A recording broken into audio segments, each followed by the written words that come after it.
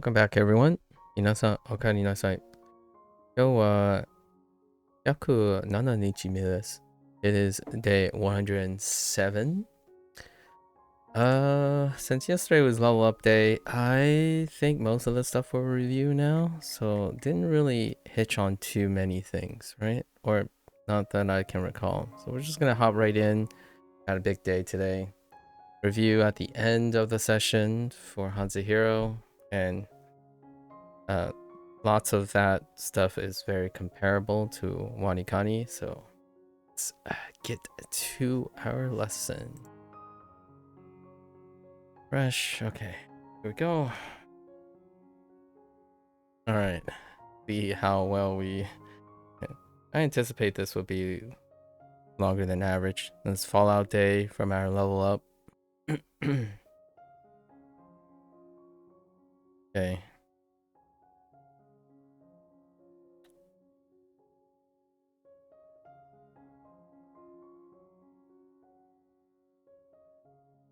Suffer, but is it using suffering? Kurushimu. 苦しむ Okay, kurushimu.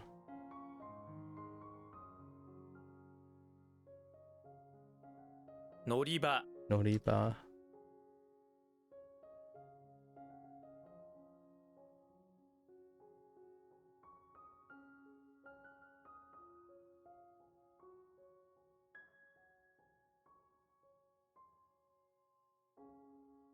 Okay.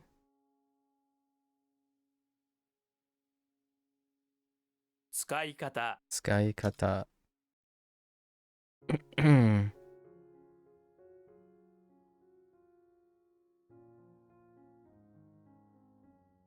道路道路。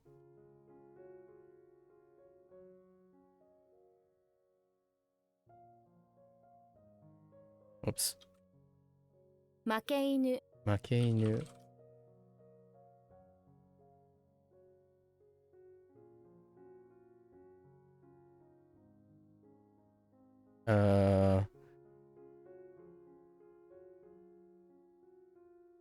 Hmm.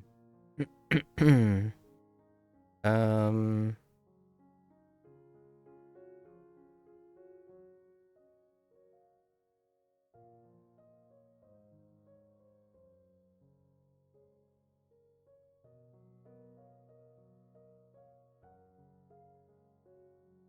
So you're strong. You lift things easily, right? You lift things easily because you can do a lot of work. How does this get back to work? A leader with a lot of power can move heavy things with hardly any work.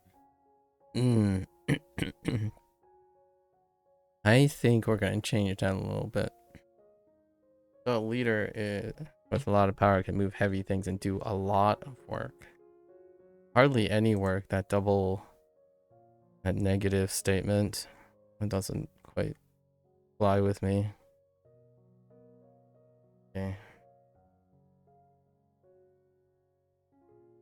買い物買い物。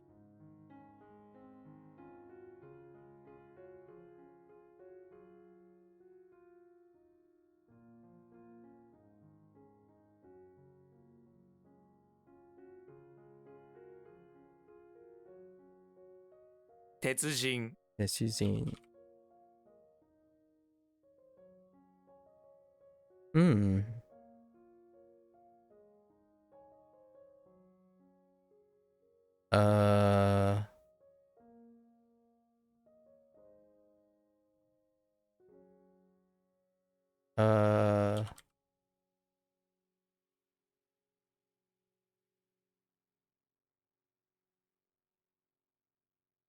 What? Roof? 屋上. Oh, did I type the wrong thing? 屋上 Okay. 屋上.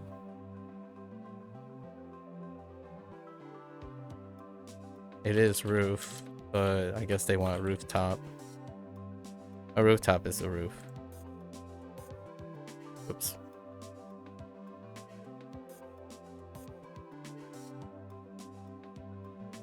Okay.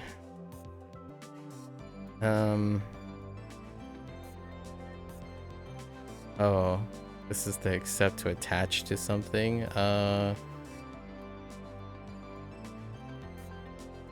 What happens when you attach something to it? Maybe something helps here. Mazu. Mazu wa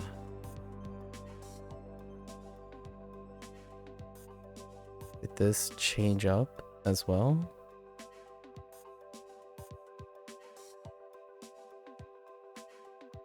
We need the onyomi for this, right? What am I attaching to? Oh, no, wait. This is the special thing. So this is our compound verb, our first compound verb.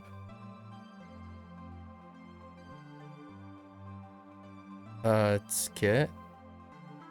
So we have the no utse. Except uke and uke tsuke. Uke tsuke ni ite kudasai. Please go next. Oh, Mazu soon. Oh, next maybe? Mazu? Next? No, it's ski is next. Like, please go Mazu. Let's go to the reception, right? To be accepted and attach reception. Oops.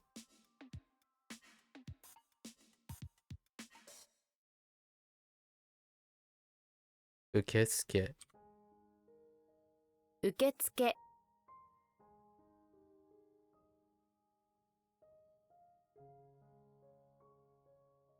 Mazu.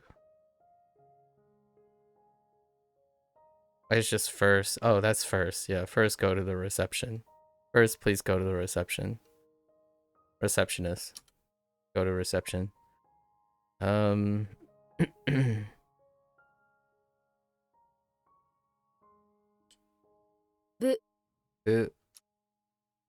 Group. Club. Department.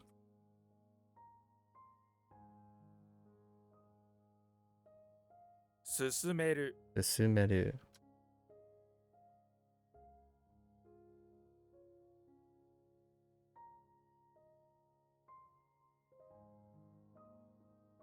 How did this work? Oh, yeah, right.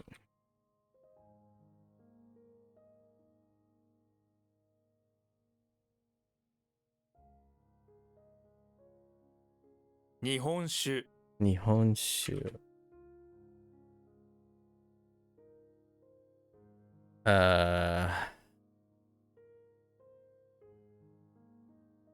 Wait. Was this supposed to... Yes. Bitter person. 苦手 Nigate. Or bad at things. Oh, no, not a bitter person. Hard to deal with. Okay.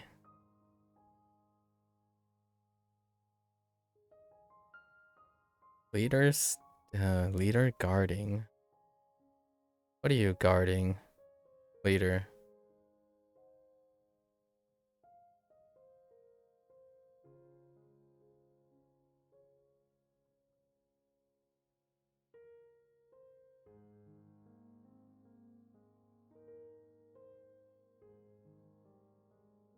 Oh, these are not sitting really well, huh? Leader guarding. Oh no, leader standing, not guarding. Guard is Hero. Leader standing. So that's like Standing on top, the position. So Eagle Scout. Rank.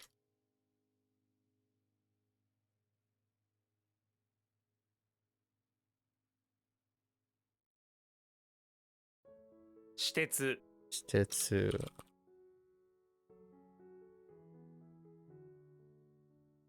I guess private railway as opposed to personal railway.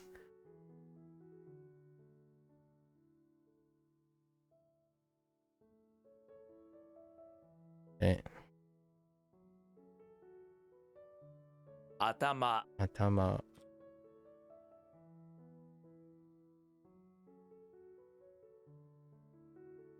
Oh. Oh. 間 Aida.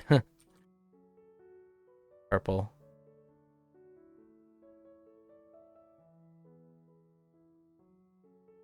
Okay. Distribute to distribute. And it's a do. To be distributed. Wait.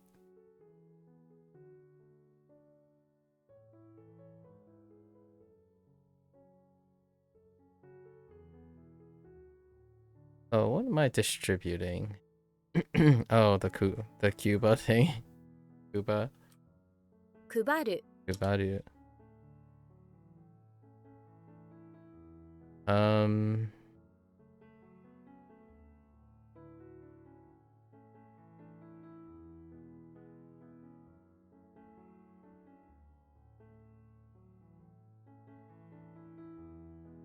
Mojidori. Mochidori.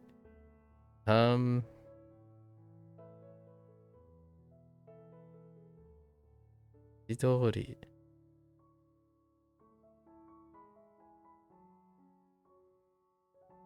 To pass out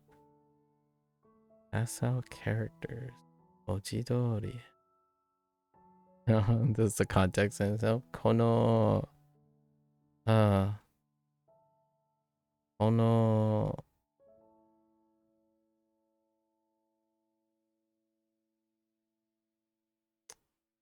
Character wa mochi or child? Character. Oh, child? What? Tensai. Oh, this child is wait. Okay. Think. You pass literature.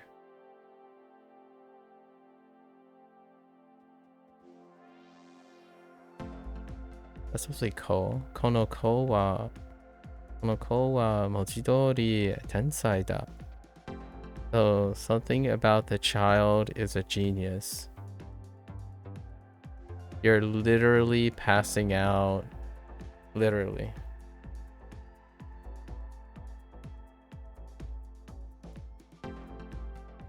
Yomikata. Yomikata. Okay, I need to stop doing this crutch. What did they just reading? Oh, okay. Reading or pronunciation. Oh, okay. That type of reading. Like way of reading is like what type of way of reading are we talking about? Weeding. Way of weeding. Okay.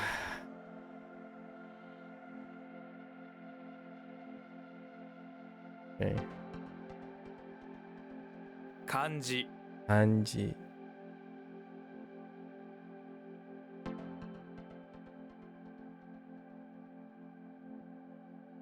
Hojisuru. Hojisuru.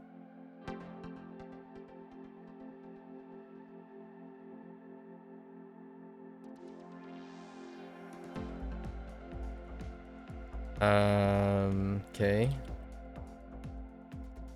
転がす Korogasu.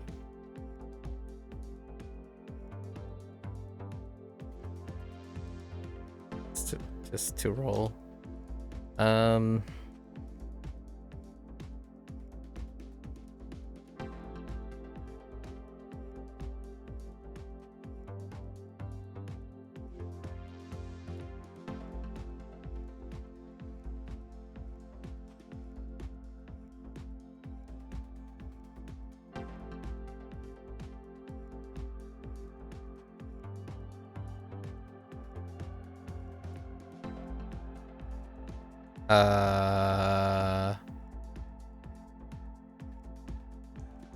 Power?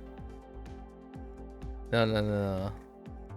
So what are the... Wow, I didn't pay attention to the meaning very much, huh? That's 2 now. Because I guess this... when they have a lot of power, they don't have to do a lot of labor or something. A Viking has a lot of power. Oh yeah, see, this is labor. I don't like this mnemonic as well. It's not proactive. It does not need to labor in the fields. They can labor in the fields. They have a lot of power. It's the same thing with the leader thing, doing a lot of work instead of hardly doing work. I don't like negative statements. Negative statements rarely help. It's extra step. You have to negate the meaning. So like, for example, then you get things like need not labor for it. As opposed to, yeah, Vikings in a position of power, they do a lot of labor. Maybe not particularly labors in the field, but very powerful peeps. Not that type of power, of course. That's the second time. It actually coincides with work. The work one. 乗り物 Norimono. How is this interpreted? Vehicles? Or vehicle? Okay.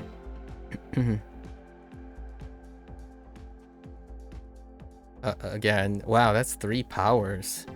Interesting. This one's an achievement.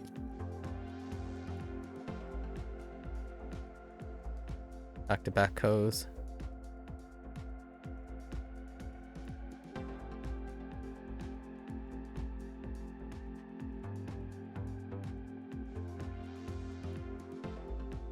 Can I get away with 2 lag for this? Probably, right?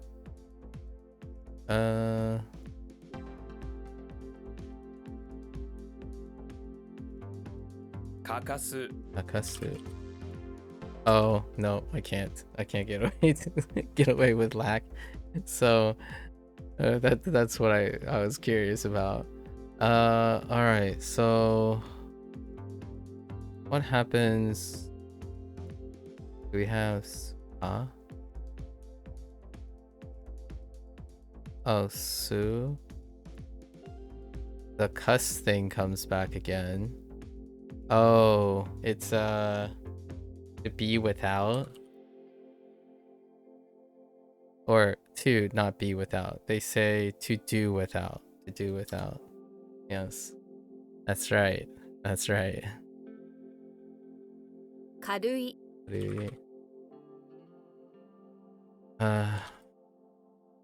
Okay. Oh, this might be, yeah, Monogatari. 物語 Monogatari. Retroactive.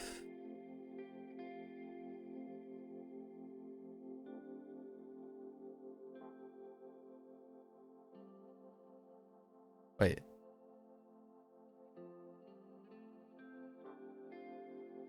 Oh. Anemochi. 金持ち Anemochi. Retroactive. Uh-oh. Okay, so we got multiple tries already. Ooh.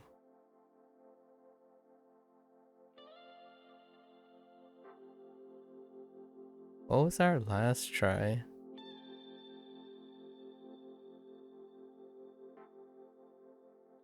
Trying.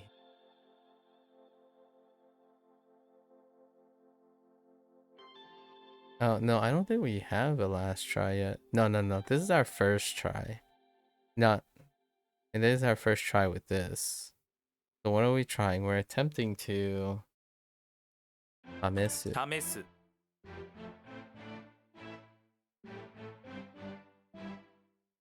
And it's to try to do something, right? Kind of the phrase that they want.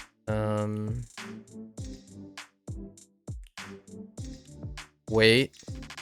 Migoto. 見事 Migoto. Not the other way around. Migoto. I said migoto, but migoto. Migoto. It could have been Ken. Somehow. Like, there is a Ken in here. We have a second Ken. Oh, migoto. Nice. Mikoto na ki desu ne.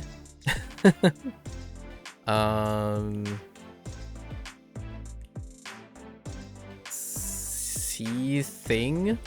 Observe? What the heck? Oh, this one I struggled with this one. Mikoto na, so it's an adjective, right? Mikoto na ki desu ne. And it's kind of questioning. So magnificent and splendid. This one's gonna be tough. When it gets back around, when this gets guru'd, I'm gonna forget this. That's I need like something to attach this to. Because the two characters are so far away from splendid and magnificent. Wait, what do they use? Learner, if you see a thing, then it must be splendid. You saw it after, and unfortunately, I don't see splendid. I'm not a very rose-colored goggles kind of person. I'm more of a realist, so that's gonna be a little tough. If you see things, they must be splendid. You saw it after all, so of course it's magnificent. You only see beautiful things in this world. As much as I want to dispel my sub and try to embrace this mnemonic, I will default to seeing the... Actually, I could make that work. But it might not necessarily lead to the actual meaning of this character.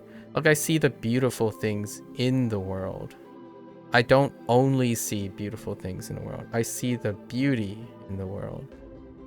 Okay, I see the praiseworthy acts in the world. I like that. I don't see only, no need. That type of stuff just doesn't work for me as a form of mnemonics. It does not cross my wires, cross my brain wires. It actually is so unrelatable that it falls out of mnemonics. And that's an admirable quality. Admirable. Okay, I see the... I got it. I got it. I think we got this. We'll get this next time.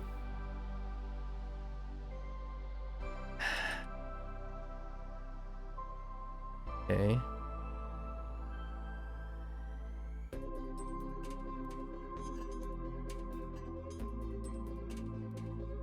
Wait.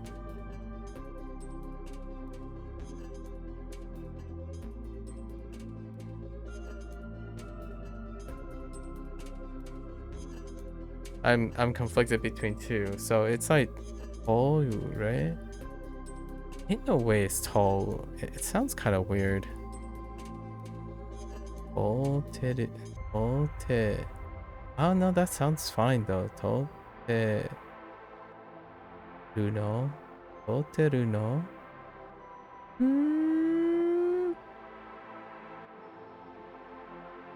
Is this to just... It's not pass through. Oh, there, Proco. Let's see. So there is something to do with ooh this time. I think. No, maybe not. Did they give me anything for ooh? No, this is not what I think it is. Because I got it mixed up again. But this one's different. It's still using the pass thing, but this one is... So you have three academies. Or third place you wanted to go, and you decided to choose to commute to the farthest one. And the farthest one's mascot was Wyote Coyote. Right. So Coyote. Kayo. and it's the commute. But hear me out. Why can't I figure out what other times I've used this character? Other than tall. Traffic. Yeah, so two. I'm getting two mixed. No, this is tall too. It's just it's a different read. Kayo is just a different read. That's why. Yeah, because tall is the other kunyomi. This is one of the first where we're flexing between two kuns. It's less common to flex between two kuns than it is to flex between two owns right now. So we're getting into some extra layer of metagaming now with my memories. We have compound verbs, which is thrown into the mix now. Compound phrases thrown in, and then we are now having multi kuns back and forth that serve overlapping parts of speeches. Okay. 本物 Homono are real things or real thing, which is weird. Escalator. Koichi. 気持ち Whoops, feeling. Not feelings. Sure. I'm pausing, so that means there's something weird about this one, right? It's not shiji. Is it shiki? Oh, shigoto. Yeah, shigoto. 仕事 Right. Of course, shigoto. Tsuki. 好き Tsuki.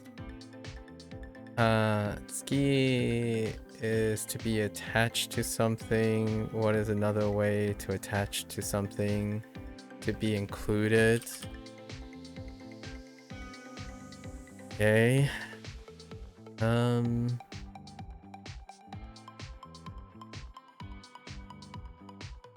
売り手 Urite.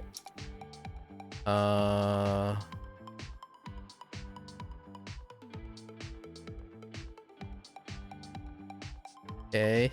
Urite. This is focus, to concentrate.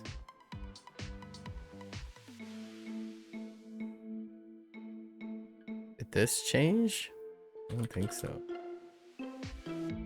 集中する Shoot. Kind of reminds me of Chinese. Shuchu suru. You're just making that shape over and over again, and then moving a little bit between your mouth to make the shu, shi, to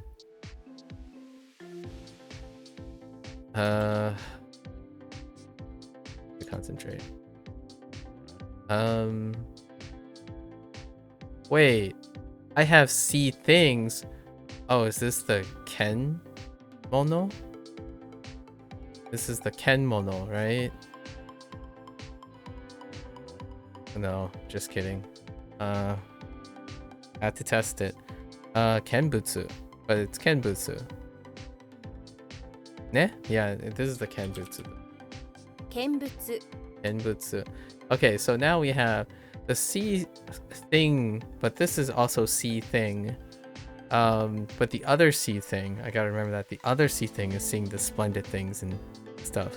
And what the heck is this? Observe? How can you stack two see things on top of each other? Oh, but this one is this one makes sense though. Sightseeing, right? You're going to see things, sightseeing. The other one is like a little bit more abstract. The other one's like you see the beautiful or splendid things.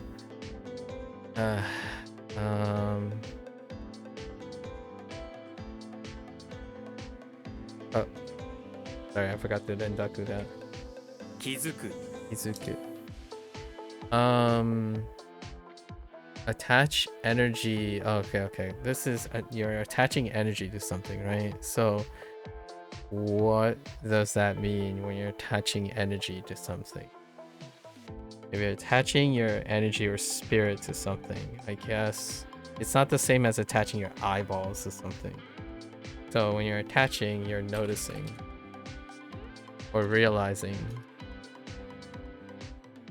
線路 Senno.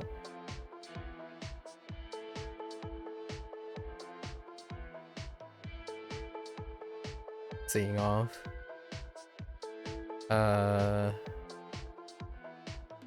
見送る Miyokuru. Retroactive.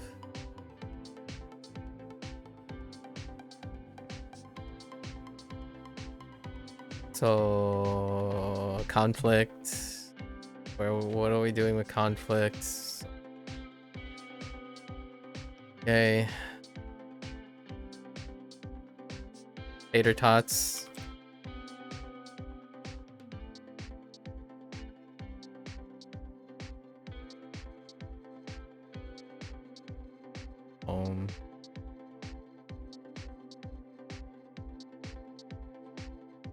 The heck?変 And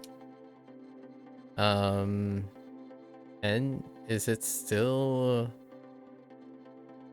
Oh no, that's correct in a compound or phrase, but what about it as a standalone?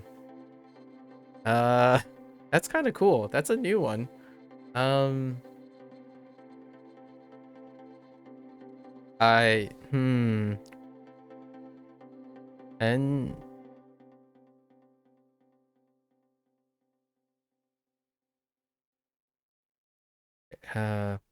mission?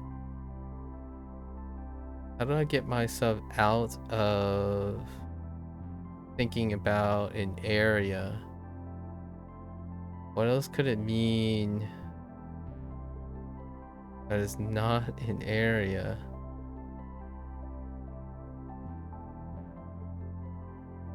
Oh, the reason why I didn't think about this is because it's bien. I would probably write bien as a synonym. Yeah, one of the kanji meanings is side, and as a standalone word, this also means side. Yeah, that's why they had a shake, because it's off the kanji meaning side, and it's more specific than area. Bien, side. Okay.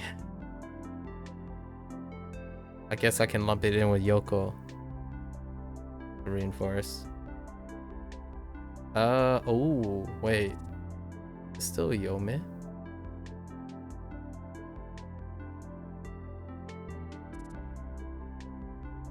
What else do I have?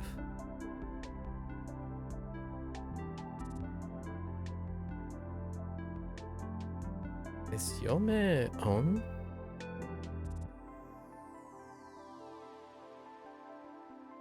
Huh. This is beforehand, right? So what am I doing beforehand?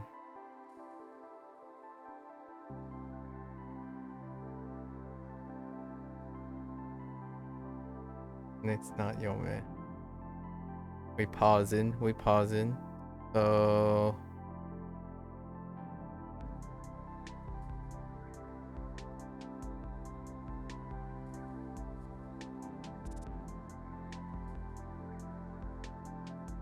off. Beforehand. What happens? We do. Is meh in it?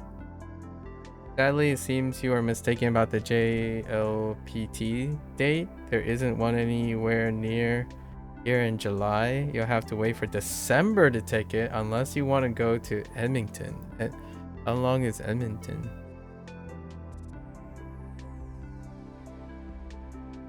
I guess that leaves a lot more time to study. Does that disrupt any of your plans, Valentine?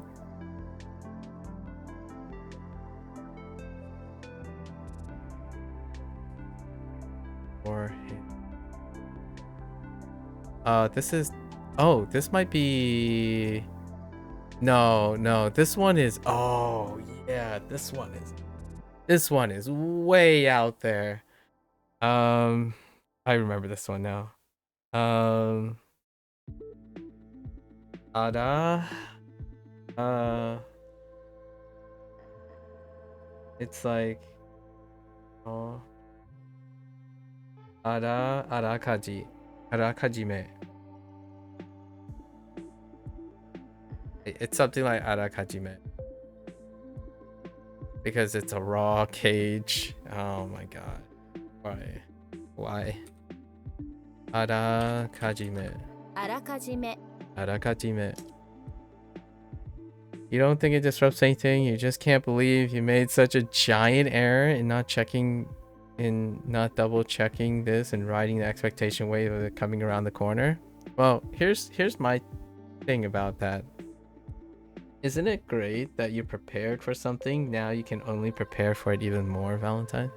I'm thinking back to an anecdote. You know how when you in school, when you're like, oh, the test is coming up or the project's coming up, and you like worked really hard, and then suddenly you found out that it was 2 or 3 extra days, or the exam or the due date gets pushed off by a week. You're like, now what do I do with my life? I still remember that feeling when I was younger. And then now I don't know. I no longer have that feeling because I usually just prepare regardless of what the deadlines are. But I still the way you're describing it reminds me of my younger self when like, oh yeah, I got all the project done. It's like, wait, the project's due date is next week. And then you sit there, it's like, now what do I do? But this feels great, but I just don't have anything to do anymore. It feels great, but you know, you get that weird feeling like, oh, I was so pressured to do something. And those were kind of the first moments that I realized that I could pressure myself to do things without a deadline. And then know that if I'm always working my hardest, or like trying to work and focus on hard work, regardless of the deadline, if I at least can meet that deadline, I will typically meet it beforehand. And the rest is extra time to develop additional things.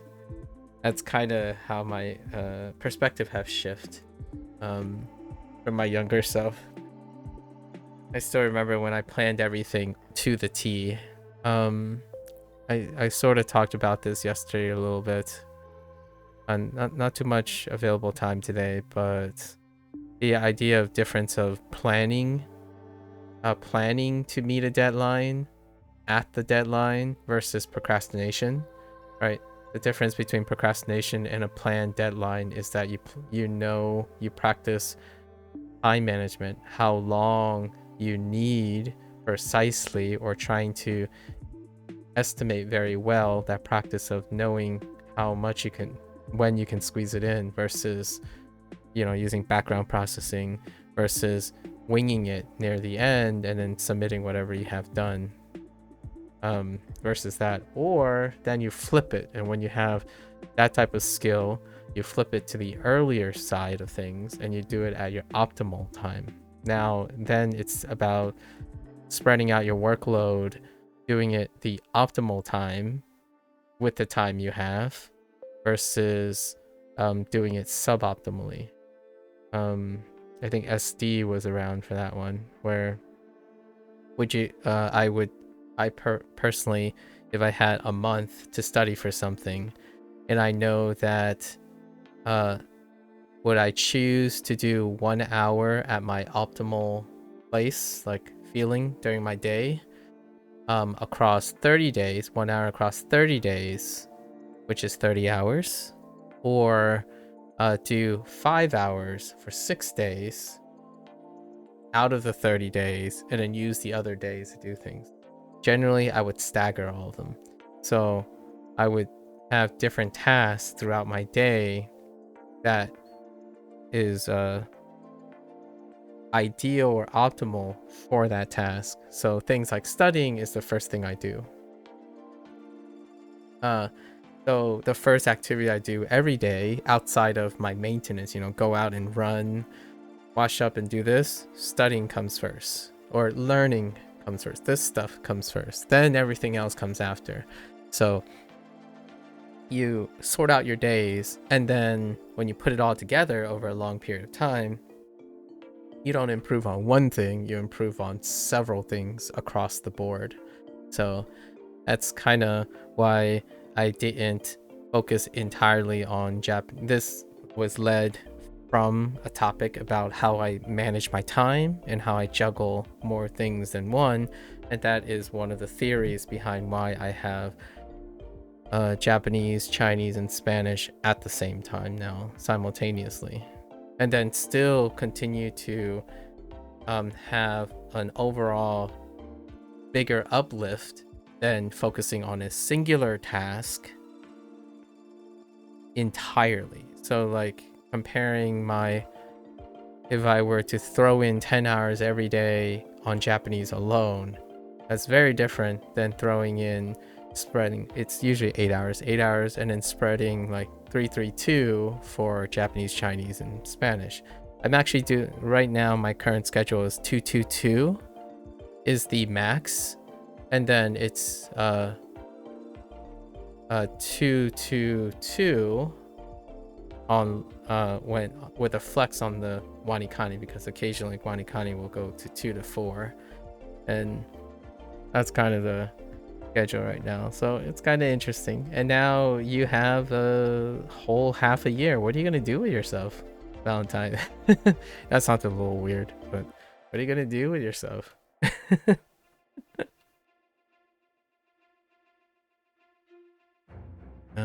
Oh, is this the other one was to do without. What the heck is this one? Okay, so it's still it's MAKU MAKU.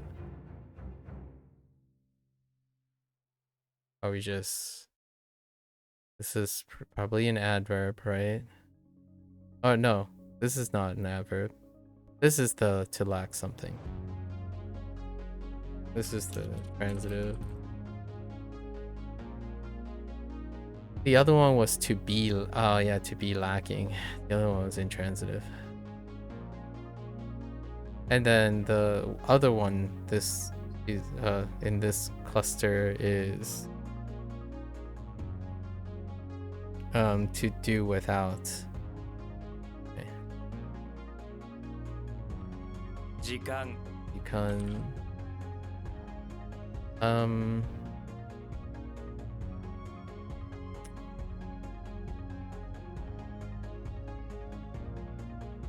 a return. What am I returning?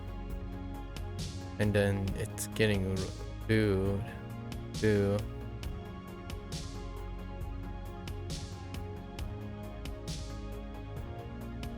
Kaeru. I do. Of course. Oh, this is just to say it's an intransitive. That was all the footnotes for that. Kaeru. Difference between kaeru and kaisu. Oh no. Wait. Oh, this is special. Roji. Noji. Because of the D. No D. Slightly special until it becomes a normal thing. I think G, I can think of a few. Road, land, or dirt road. Okay.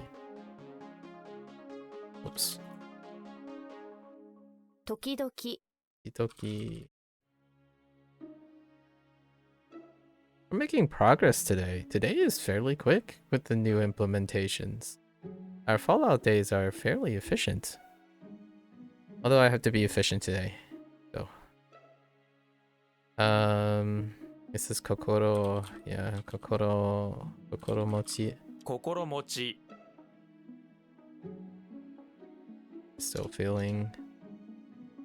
Put the lid on your trash. Okay. Sorry. お酒 Okay.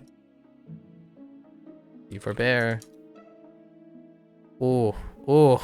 I ranted about this character, or the mnemonic for this character. The mnemonic for this character.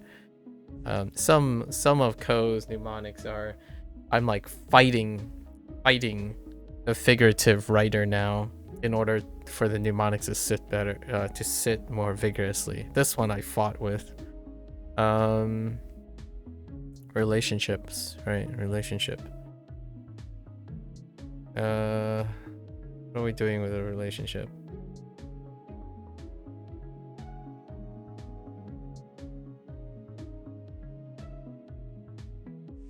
A leader, always taking the middle, wishy-washy, taking both sides.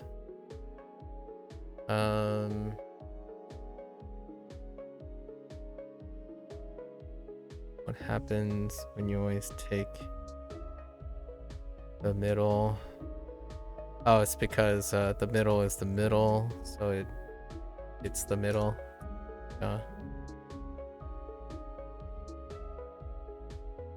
Relationships. My fighting with the mnemonic is that whoever wrote the mnemonic what is that word, or generalize. The generalization is inaccurate in my opinion. It requires a slight nuance that I feel fuels a lot of political tension. The difference between neutrality and moderacy. Moderacy and neutrality are two different things. They are very fundamentally different things that causes a lot of strife in understanding. When you're clumping the difference between someone who is always neutral versus someone who is flexible around the middle ground.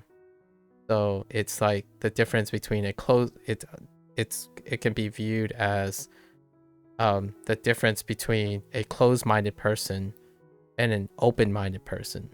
Moderacy is open-minded. Neutrality is closed-minded. So if you read this mnemonic, a middle-of-the-road leader is likely to have an average relationship with everyone. That's not true, right? And it's true for one type of leader that's in the middle of the road, and it's not true for another type of leader that's in the middle of the road.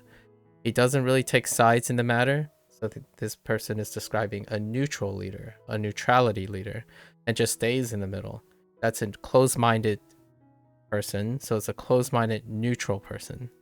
And this makes him seem like a sort of wishy-washy people pleaser. That's moderacy. Moderacy, not neutrality.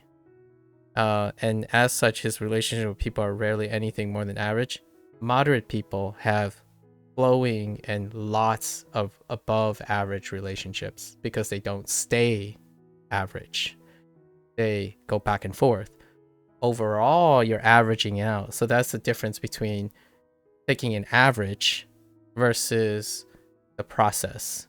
So a goal-oriented person would look at the average, but the average doesn't have the granularity of the ups and downs. You need to take the range of it. So you're taking the average range of a moderate person, where you know that they can go on one side and other side. What is their average range versus an average? Because a neutral person stays average, as in it's not even an average, it's a mode. Their mode is only one mode. Like, it's very small. Their range is very small. And then the further double down on, I'm sure you've heard of flip-floppers in politics. There's a difference between moderacy, which is typically construed as a flip-flopper, from someone who believes that politics is determined by being closed-minded and on one position. Neutrality is one position. A stance on one side is one position. Moderacy is multiple positions. So it can look like flip-flopping from someone who only views it as someone who's always on one side of the argument. Yeah, so this one, right, they take both sides. No, a neutral person takes neither side. A moderacy person takes one side case by case. So overall, they might be on two sides. But at any one time, they are taking a side or a perspective. It might not be either side, actually. It might be a third side or fourth side, but it's not both sides. They don't simultaneously take both sides. And then you're always staying in the middle. That's one side as well, not two sides. Always staying in the middle is one side. So it's very different. And I think this is the type of generalization that creates a world of closed-mindedness. When you view sides from a closed-minded way, then you know that most things are sided. And doing both sides is bad because you believe in a universe in which someone only holds on to one side. And the irony here is the person that has an average relationship with everyone is a person that only has one side. And by everyone is a terrible generalization because they mean almost everyone. But since they're taking an average, you use the word everyone. But it's more like they have an average relationship with most people. And when you take only one side, you have an above average relationship with the one-sided people that you associate with. So that's kind of like siding with the majority. If you side with the majority, it's that one side that has an above average. That's kind of how that works. So this is spoken like someone who's, in my opinion, I mean, maybe it's not, I might be reading into it, but this is very, very much a great, interesting picture into layman conversation about how diplomacy and politics work. If you're not on one side, then you're on neither side, which neither side is a singular side. But since you're not on this either side that you can perceive, then you're one that is flip-floppy. Like, no, someone who's moderate is a side of combination of two sides. That is still a position. It's weird. This one helped me remember it though, you know? Like I remember this fairly well because of my disagreements with the mnemonic. Actually, I've been having a lot of regular disagreements with the mnemonic that's helping me remember things. So silver linings. 読む It works. It works really well. How do we have for taste? What are we tasting?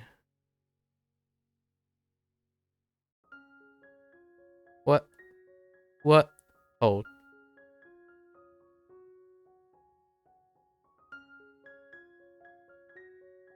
What the heck are we tasting?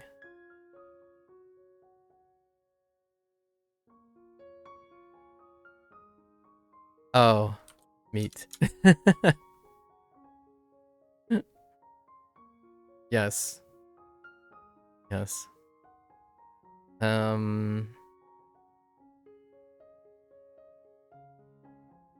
Distributing our hearts out to people. I like this one. This one's fairly poetic. So it's heart and distribute. So if you give your heart out to people, what do you do most of the time? You worry. And that is a very deep cut, but that is genuinely what happens. If you're saying that you like helping people and you care about people and you say you're not worried and concerned about big problems and the things that ail them, then in my opinion, that's more of a cognitive dissonance. You don't care about people if you're not worried about those things. And oftentimes when someone says, I care about a lot of people, but I don't have like anxiety or worries or concerns that I can't control, that's kind of weird, because oftentimes when you care about people, that is where the major source of I would say a normal human, sort of, a normal human would be taking on more baggage, more emotional concerns. Empathy is a double-edged sword, right? Empathy has lots of positive functional things reflected on you. You become more charismatic. People look up to you. They rely on you and whatnot.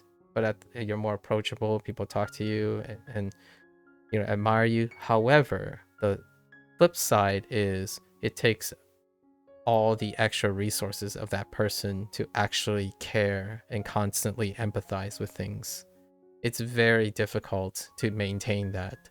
So oftentimes when someone says, I care about everyone all the time, that's like saying you don't care about yourself as well. Because when you start doing that, it's very difficult to care about yourself. The difference here is most people, when they say, in my opinion, healthy people say, when they say they care or they try to care about other people or empathize, they also know that at some point they have to care about themselves. So oftentimes when they say, if I help you, it feels good to be helped in return. So that's kind of more of a inward looking combination of things. And that's kind of what I say about myself most of the time. I try my best to empathize all the time, or like my best, but ultimately that empathy comes back in return for making me feel better. So that's more of a more realistic portrayal. Truly altruistic people, you can count them on your hands in history that there are truly altruistic people. And we kind of mentioned that yesterday, which was like potentially Gandhi was one of them. It's actually Gandhi's going to come up again because it's one of the mnemonic devices. Moderation is key for that. In your opinion, opening your heart and caring about issues over a certain extent can be counterproductive, like we talked about yesterday with emotional investment and what we see online. Yeah. Moderation, I think even more so than moderation, like on top of moderation, is discipline. Discipline is on top. The moderation would be the theory, like what we talked about, the theory of moderation, and then the application would be discipline. The discipline to like stop caring and know when to care, know when you can care, know when you should stop. That's kind of the rough. Those are like life lesson moments, especially when you start living with someone or sharing a life with someone. You'll probably know when to negotiate those things. Like, hey, hey, theoretical partner, today I'm really exhausted. If I do this with you now, I would be in the worst possible position to be helpful.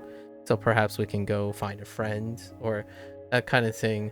It's great to understand when you're at your limits and when sometimes even if you want to help for the best, it can be detrimental, right?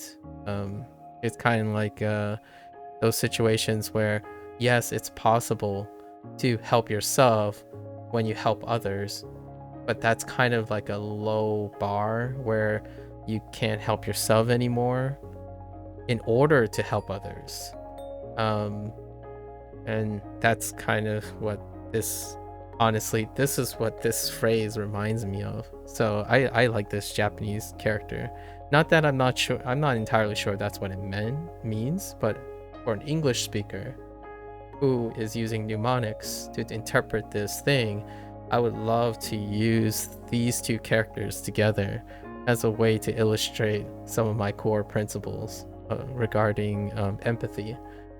And it's so poetic. So not that Japanese people have imbued that same meaning to this. I don't know, actually. It would be kind of cool to hear a historian or someone who's a Japanese native explain the significance of these two characters together. But lately, what I had been doing in order to remember lots of these Japanese characters, especially like Chinese characters and English words, I recently watched a short, which I shared in the Discord, with John Green.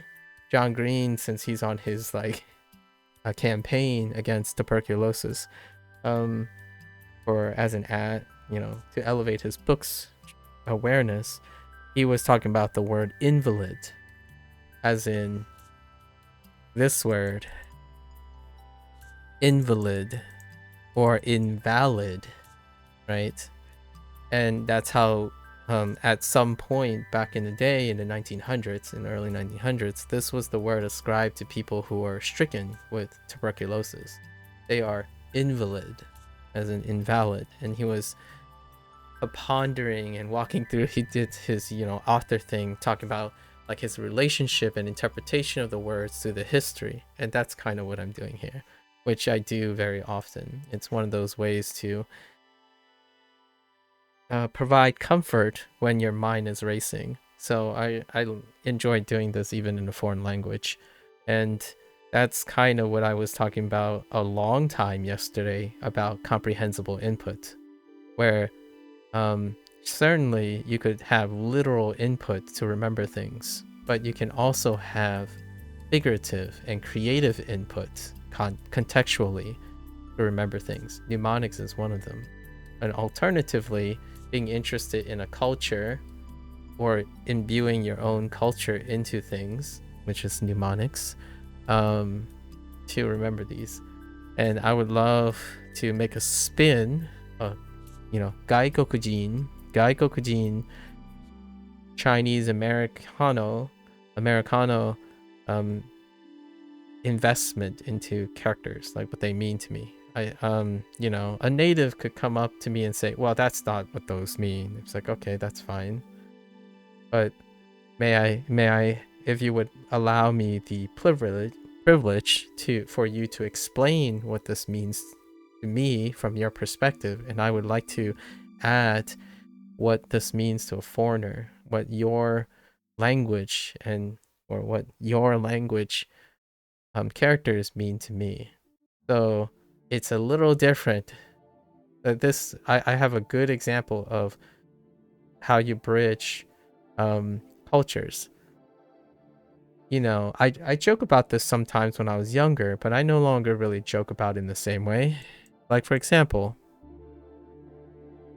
a while back, someone asked me about they like tattoos, right? And a lot of times, or clothing, we'll use clothing for example, where there's like a character that's printed on the clothing and or tattoo, and oftentimes people would make this joke like, oh, they just printed because the character was cool and they thought it means something, but it doesn't really mean something. And then you have this depiction of natives poking fun at the foreigner about not understanding the origin of the things.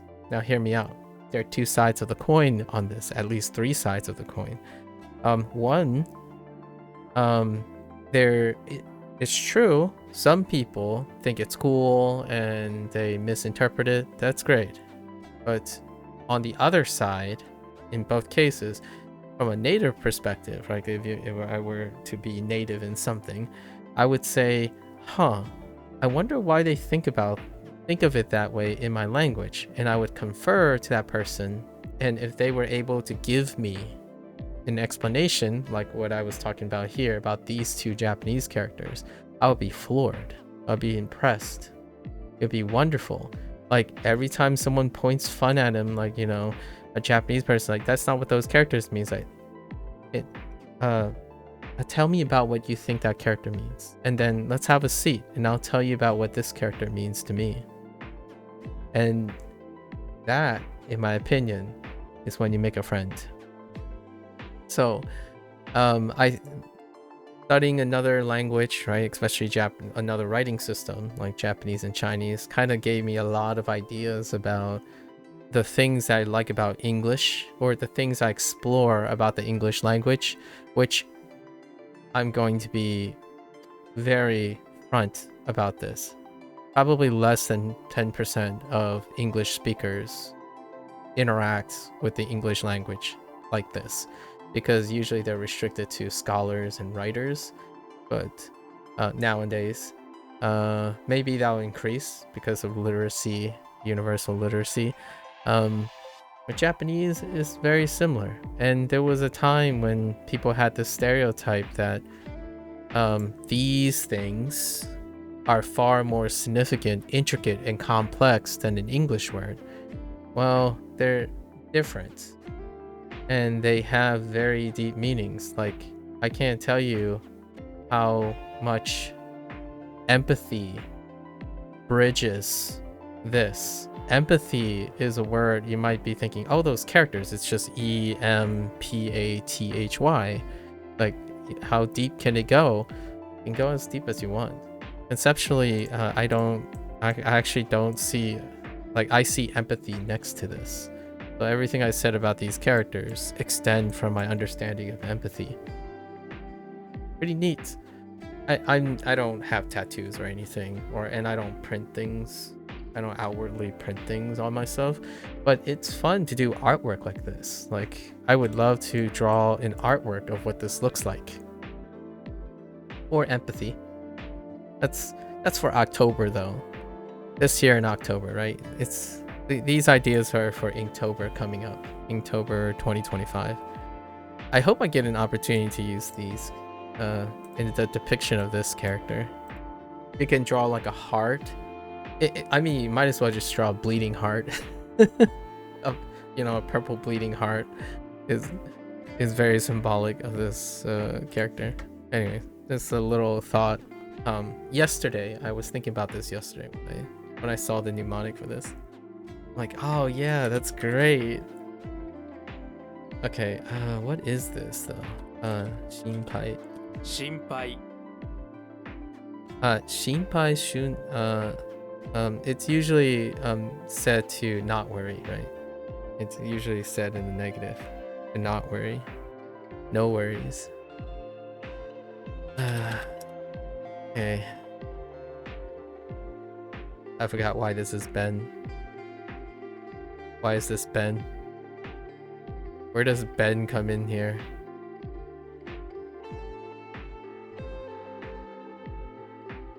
I'm still working on keywords. Oh, bento? Oh my gosh, a heckin' bento.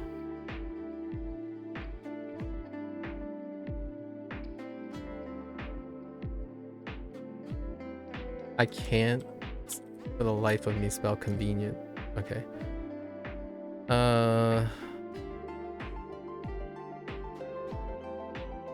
I'm pausing on this. That suggests that this might be different. What would I think if I used... Oh yeah, this would be different.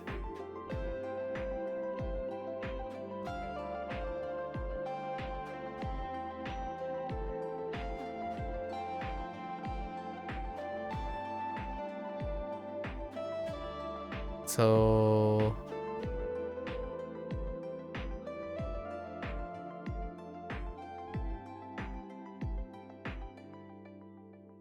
we're doing return. These are new, so new days. Spend some time thinking about them. So we're doing return. And we're looking for coons. Do I know the coon for return? No, I think this is the first return, right? Oh, no, wait, no. Kaye. Kaye might also fit here. What is the doing? Or... is this another one of those compound? Might be one compound one.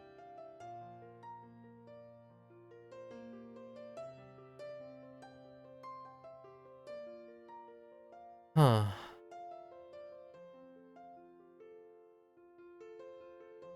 No, no. This is not a verb, right? Let me see. Makatsuku.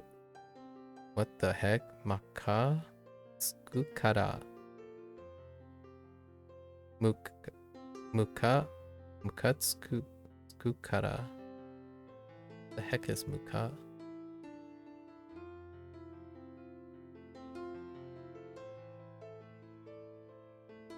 Kara. Nanga something. Shitaina.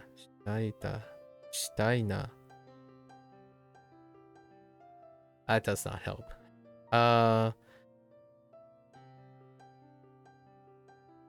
Doing to return. And this is to get even. Or get back. To revenge. This is revenge. Doing to return a favor. To return the favor. So... is it two separate words? What I'm trying to figure out right now.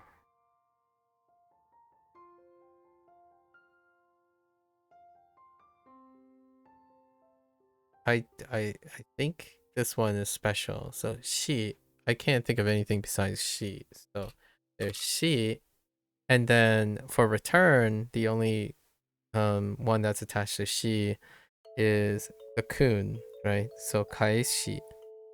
So it's like shi kaeshi. 仕返し Shikaeshi. Okay. This is special because the left side is taking on the own shikaeshi. And like to get back, getting even, revenge. Okay, there. Special.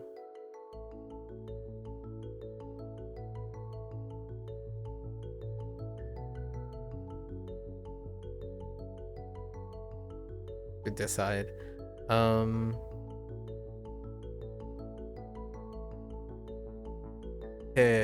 So kete suru. Kete suru. 決定する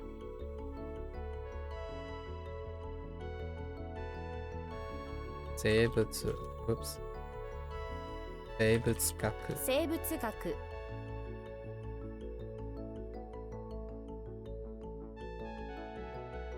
売り切れ売り切れ 売り切れ oh wait this is sold out which is weird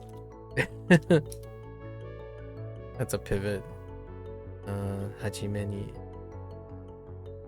はじめに firstly first of all to begin in the beginning yeah I would say firstly might work but yeah that's fine we eventually got there just in the beginning firstly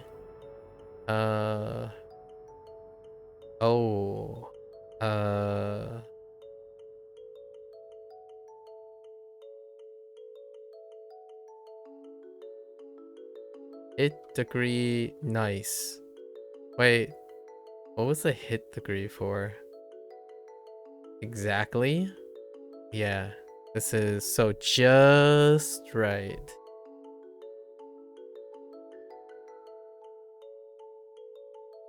right cho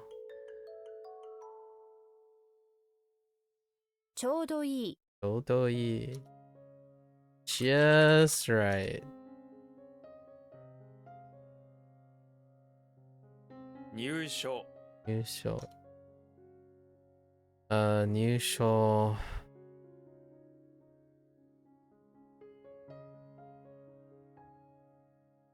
辛い辛い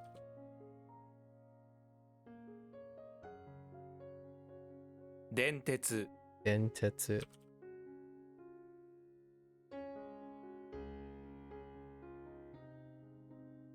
an wait no 安安売り安売り discount okay legacy retroactive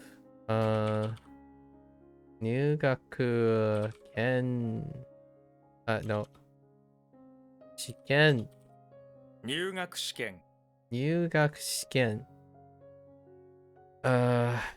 entrance examination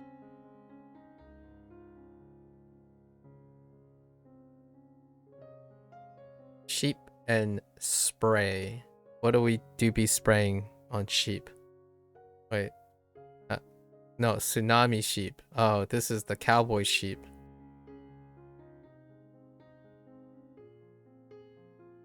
What was the cowboy sheep doing?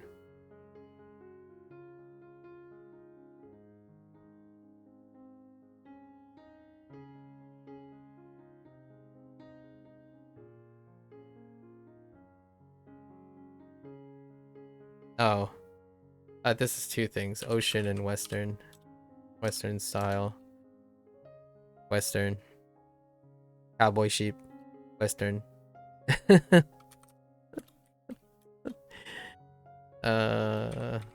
You know what's a funny guy? I forgot his name. I think it's Carr, maybe. Last name. It's this British stand-up comedian that I quite enjoy. And whenever he laughs, my laugh is starting to imitate him every once in a while. He like laughs inward. He's like I don't know how he does it, but it kind of sounds like when he's laughing, he's like breathing in when he does it, and it's kind of funny. That's how you know someone's like, yep, that guy's living the life, not a care in the world. Really funny too. He's very blunt. He's one of those blunt one-liner comedians. Like when Scandinavians say yes. Yeah. The end of my laugh sounds like his, so and like it reminds me of it. Like I blow out like 3 times, like huh, huh, huh, and then like yeah, there it is. But he only does the inward one, so you're like huh, huh, but he only laughs going in, so there's no out, which is funny. When I hear it in my ears, I'm like, oh yeah, that's definitely his laugh. Let me find out what his name is.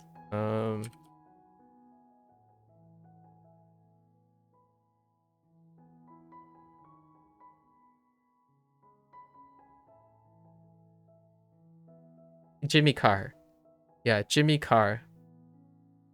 Carr was his last name. Yeah, Jimmy Carr. He's been doing comedy for a really long time, and his career has gone all over the place, but he's definitely a testament. He's one of the very, very consistent comedians.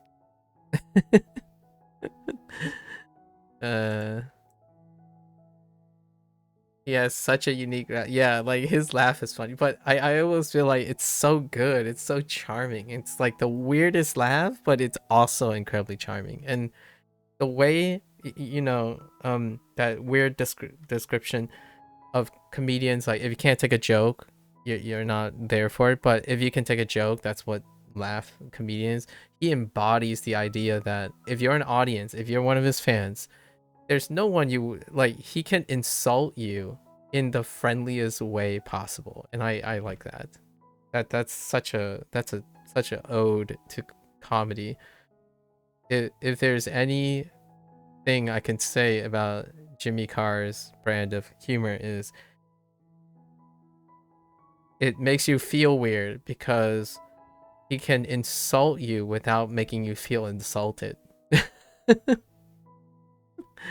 Because like, and if you insult him, he does the same thing exactly back. Like no matter how hard you insult him, it comes off as the most friendliest response back, and I like that. Yesterday I was talking about something like, remember, like Rokar, you said what would I do if an angry person runs at me? Shower them with love and apology, right? And Jimmy Carr does that really well in comedic form. Like someone insults him and then he turns it back with laughter, and that's amazing. It would be a privilege, right? It feels like a privilege to be insulted by Jimmy Carr. He almost compliments you in an insulting way somehow. Wonderful comedian. Laughing is weird. The fact that it's just a weird noise repeat over again. Yeah. Yeah. Your dad was at one of his stand-up shows recently. Oh, yeah, yeah. Oh yeah, that's right. You're local, or you're regional, and even possibly local to him, because I think a lot of his shows is in the UK. Yeah, it's pretty wonderful. Sparkling personality. I do enjoy when he comes up with how to turn an insult into laughter. Whenever someone says something, obviously mature content as well, right? It's mature language, but the feeling and sensibility with his brand of humor is a very transcendent of appropriateness for like age groups. And that's the good thing about being a small island, never too far from the celebrities over here. That is true. That's fair point. Fair point. Meanwhile, I live at the farthest possibility from the large number of celebrities in the United States. Okay. Comedians, of course. Although New York is a very large hub for that type of comedian. So the stand-ups, the workhorses material. New York has a long tradition for stand-up comedy. Let's see. What do we have? Are we doing Hatsu? This is a whole, yes. So like Hatsubai, yeah, Hatsubai to 発売中 Hatsubai to for now for sale, or like available now, etc. So now we have Tsunami and Main. Oh, or Master. Oh, this is the waterbender thing that I was doing, and then they ended up writing about the waterbender, which is cool. Waterbender, what is the waterbender doing? Oh, Chew. 4. 気持ちいい Kimochi. Good feeling. Okay, so this was the mountain cliff. Oh, this was the Gandhi thing.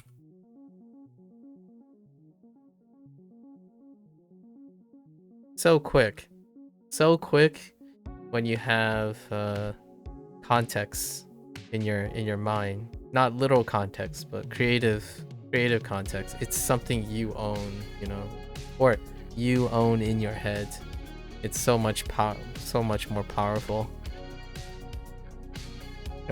Kick the... Okay, right. I don't think this is Raku. No, not Raku. If you fall over...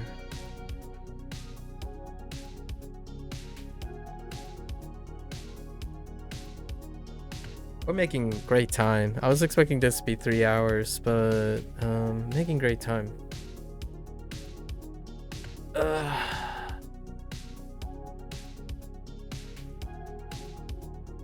So, what was the chi? I feel like the chi was incorporated. No, this was not incorporated into the chi. The chi was not incorporated into the mnemonic. I remember making an observation like, oh, that's a missed opportunity. So...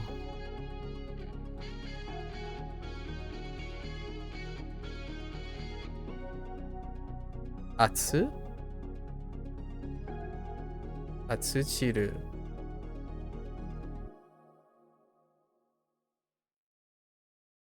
Because I'm gathering. No, I'm not. Oh, no, wait. Is this gather? This is to fall. No. Fall is not it. What am I doing? when I'm falling. Gather is the other character. Atsu. Now I'm stuck on Atsu. Dang. Gather, gather, gather. So we only have Raku, right? Raku, but we need a kun right away.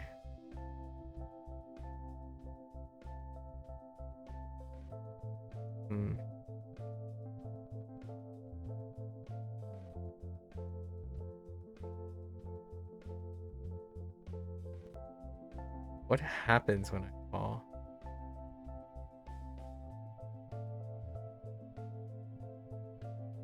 Oh.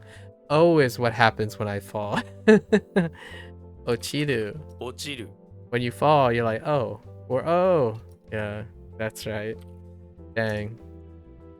Weird places. Uri,売り上げ amount sold. Uriage.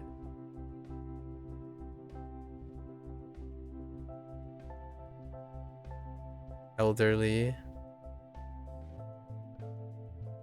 Where do we get the elderly?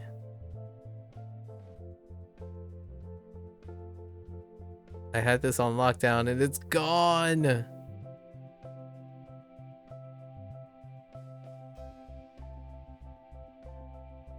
Oh.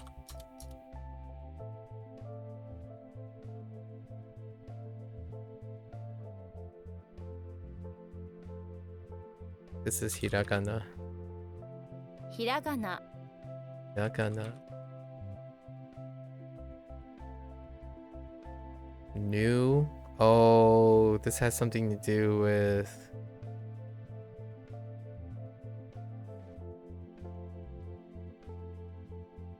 Arata. 新た Arata. A raw steak. Arata. Okay.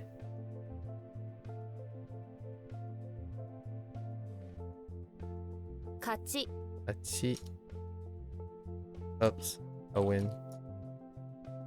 A winner, not as in the person winner, but that's a winner. A win, but we're not going to talk about English. Heck English.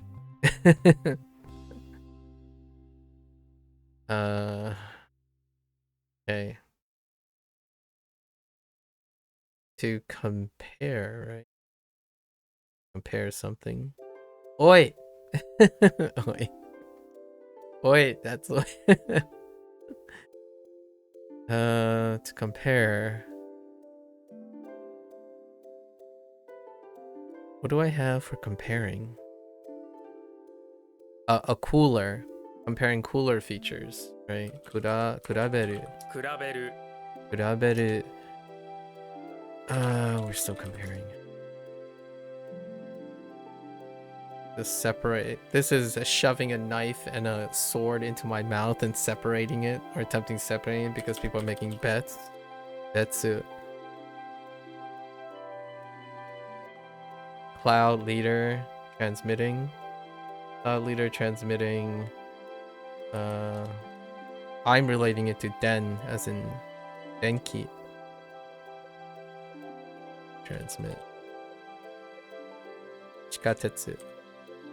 地下鉄 It's amazing how fast when a vocabulary word lands on a Duolingo word. Chikatetsu is one of the earliest hiragana sounds.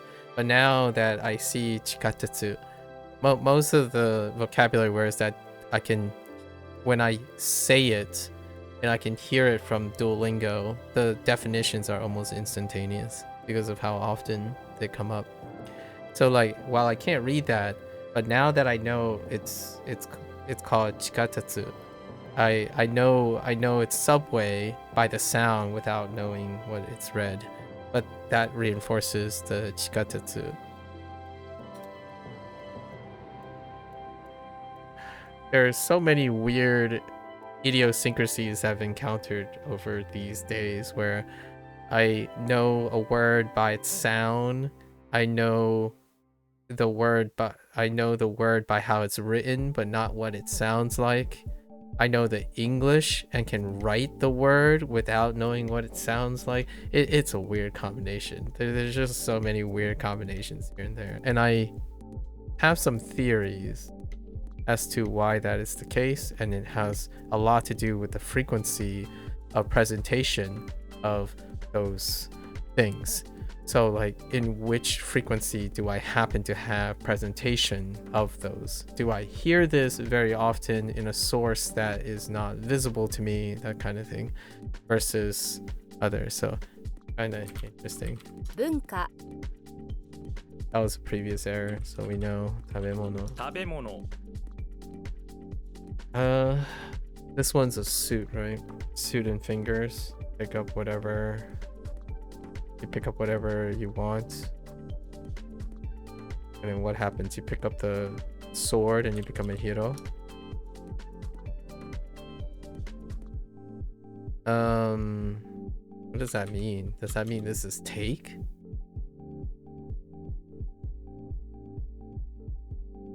What are the key words? Isn't it? Pick up? Pick up is probably it. Yeah. Pick up instead of take, which kind of overlaps a little bit. Pick up, and then this is a toil. Oh. Yeah, not bad. Not bad. What time is it? Okay, so I won't hit 8. Let's do these.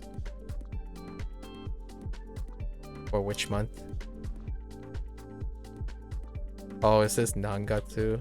何月 This is one of the few that is not Rendaku. Oh, hey, actually, let's see the note. Oh, it has no Rendaku possibilities. That's interesting. Oh, maybe that's not that's not considered a Rendaku because they're two different reads. Yeah, that's right. When they are considered two different reads, they are not Rendaku. Right, because they serve two different purposes. いろいろ Oiro. 何年 Nannen. 気に入る. Oops. Oh, 気に入る. 気に入る 気に入る. To be happy. Okay. I think we're okay today. For Fallout Day. So obviously I stopped on all the new things, but I'm supposed to stop on all the new things. We will only be engaging in like record keeping if it was a repeated word that's not part of the new set for the first 2 days, for the Fallout Day and the following day. And then after the following day, we start taking notes again for anything that pauses so that we can reinforce in a different way. Like tackle the reinforcement in a different way. Which I think now, I can form enough compositions within the same system to rework mnemonics, but not rework mnemonics in the sense of dispensing other things that will come up. So I don't want to make a new system of mnemonics. I want to use the existing system of mnemonics that they have, like keywords that they have, and rework them into a context of a mnemonic that resonates with me. But at the same time, since I'm using their keywords in the future, those keywords will have different meanings to me, but they'll continue using it. So instead of trying to work against the system, I'm adopting the foundation of the system and then integrating it to what I have. This is what I've been doing for Hanza Hero, which I'll go over soon after our Hanza Hero lesson today, in order to demonstrate what, in my opinion, the difference between integrating and rewriting or reworking, or rewriting, basically overriding. I think lots of times one of the commentaries for WaniKani is that, I just don't pay attention to mnemonics. I only use them if I have to, that kind of thing. That's avoidant. And then the other ones are like, oh yeah, those are garbage. I just make my own. That's also acknowledging that they exist, and it's overriding. So my question then is, why are you using WaniKani? Hopefully it's something to do with WaniKani that distinguishes it from Anki, but usually in this case, then I would make the argument, pragmatically speaking, you're not using what is offered on WaniKani. So I try not to do that as much as I can. Obviously, the scripts add to the thing. They don't subtract from the thing most of the time. I do lose some out on some things, and I'll probably talk about it in Hanzahiro in the review today. What I quote substitute as a cost of not trying to override something.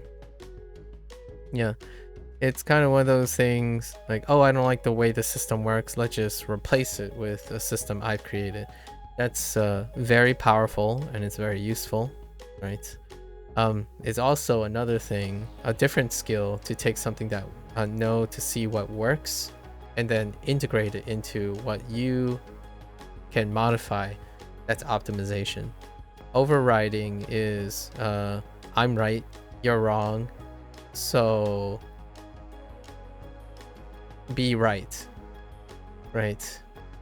And then integrating is taking what that other person knows as true and making it compatible with your system, therefore that both exist within each other, right? And then avoidant, which is you walk away and neither interaction happens. Which the first two, the former and the latter are probably the most common. The one in the middle is the one that I typically do. I wouldn't like to dispense with other people's hard work if I can manage to do so. It's not always an all or none thing, of course, right? Not always. Most of the time, make the attempt. All right, technically this is day 2, so let's go over our mnemonics. The radicals, we only need 1 reinforcement, so let's just go through these first. Orders, humble, older brother, escalator, drunkard, skin, root, sound, hue, simple, blackjack, trash, there. All right, and then we have to go over our keywords that I want to use. I've been working on these keywords for a while now, not because it functions on its own, but I want to use those keywords to form new mnemonics when I need to. So that's why I've been maybe like, how long has it been now since I've been doing this routine? 2 months? It might have been like 60 days now that I've been farming keywords in order, which I already mentioned in day 100 review of WaniKani. I've been farming keywords to see the foundations of their mnemonics and then use it to transform it into something I can wield. Hanzahiro did it by structure on its own, so inherently I like that idea where you can still take keywords, someone else's fundamental keywords, and then change it and bend it to your use. It's kind of like my little digression about the character with the Shinpai. Like, I might not sound like a native when I say Shinpai, and I might not embody all the cultural aspects of Japanese, but I am an English speaker who grew up in the United States with Chinese parents who has an interpretation of that character.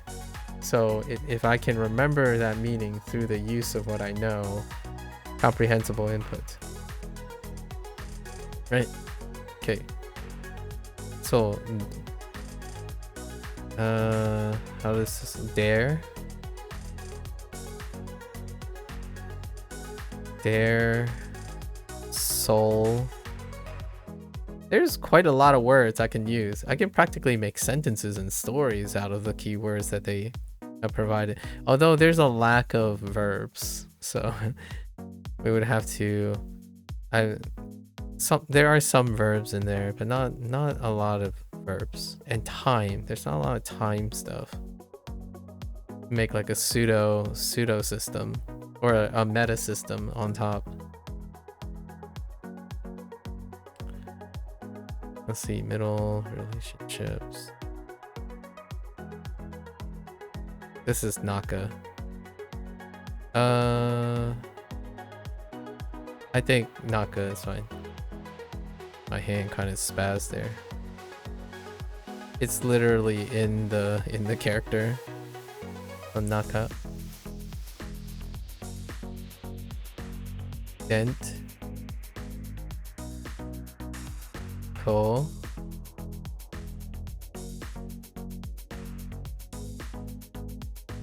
Keep pausing on this. Row. Eagle.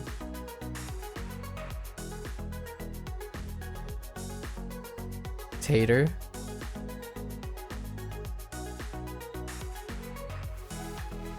Show.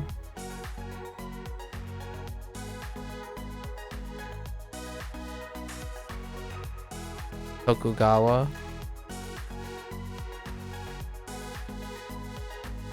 Read.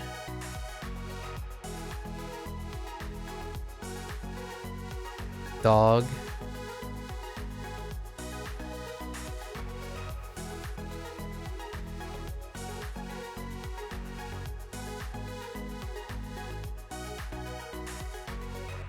Row. Gandhi.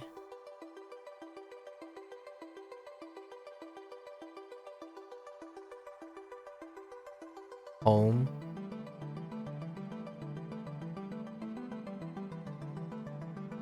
Chewbacca. Chew.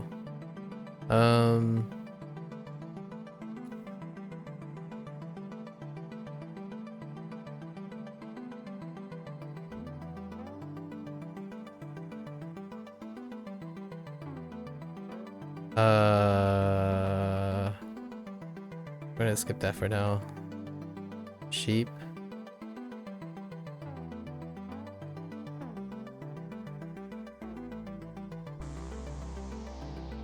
Yogurt.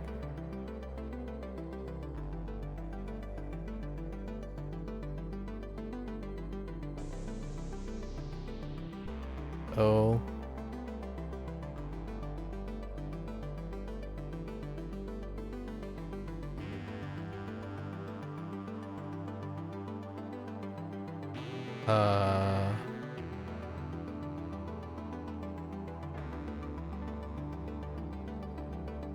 Let's get that for now. Bento.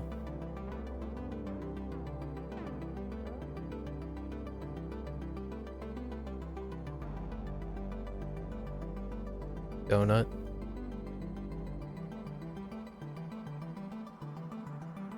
Meat.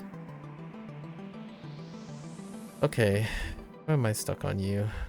We have cow, temple, special cow, temple. Oh, I screwed up again. I did my classic swap up between these two. I did this yesterday too. This one is Betsu. Bets. This is Tokugawa.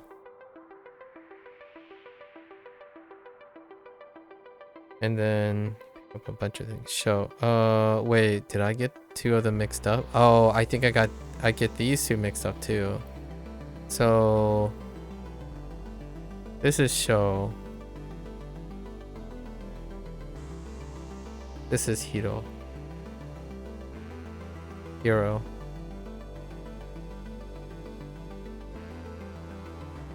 Okay. Hopefully. Okay, and then let's do our reads. So Dare. Soul. Naka. Den. Ho. Ro. I. Te. Sho. Betsu. Ri. Do. Ro. Gan. Ho. Shu. Hiro. Right? Okay. Hiro. Shi. Yo. Ro. Toku? Maybe?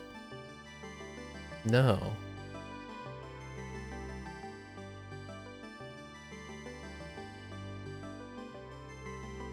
Toku. Ben. Do. Mi. I think that's... Do you have the volume on for the music on stream? What do you mean? Do I have the volume on for the music on stream?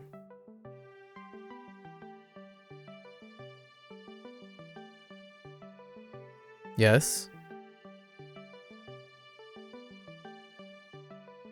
Wait, do I have the volume on? For you, or is just for viewers? Wait. What volume? Wait, I don't understand the... Oh, are you asking me, do I hear the music? Yes, I do hear the music. I hear it as loud as probably how loud you're hearing it. Yeah, no. Yeah, I listen to the music. My ears are constantly hearing something most of the time. So I study like that too. Or I do that most of the time. Okay. So that's a wrap for WaniKani today. And that's substantial. We're talking about half the time on after the Fallout days. So I think the Fallout days are big dip now. Big dip. And we've already reached our maximum value peak. So this is very, very close now. Oh, actually... Okay, not yet. The burn... Our first burn... Let me see what our first burn is. I think the first burn is projected to be... Our first burn is projected to be in June of 24. So it's still a while. We still got like a month and a half for the volume to stack. But largely, we've reached the steady state for Apprentice. This is as high as it gets, 126.